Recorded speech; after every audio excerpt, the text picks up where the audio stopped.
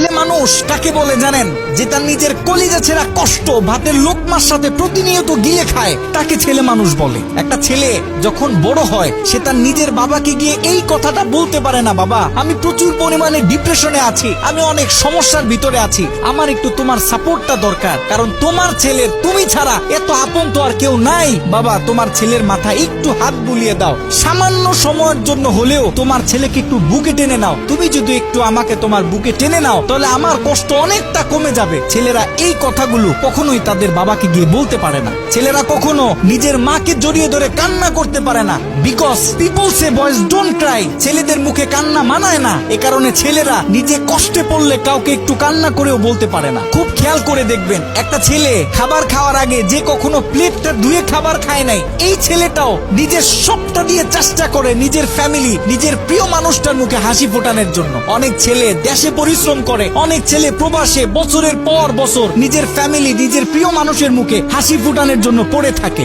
দিন শেষে ছেলেদের মুখে হাসি ফোটানোর মতো কাউকে পাওয়া যায় না। আমি মনে করি boys are the best actor in the world. এই পৃথিবীতে ছেলেরা হচ্ছে সব থেকে বড় অভিনেতা, কারণ ছেলেরা নিজেদের বুকে হাজারো লক্ষ কষ্ট পুঁতে রেখেও মুখে হাসি নিয়ে চলে, কারণ সে জানে আজকে আমি যদি ভেঙে পড়ি তাহলে আমার পুরো ফ্যামিলিটা অস্তিত্বহীন হয়ে যাবে।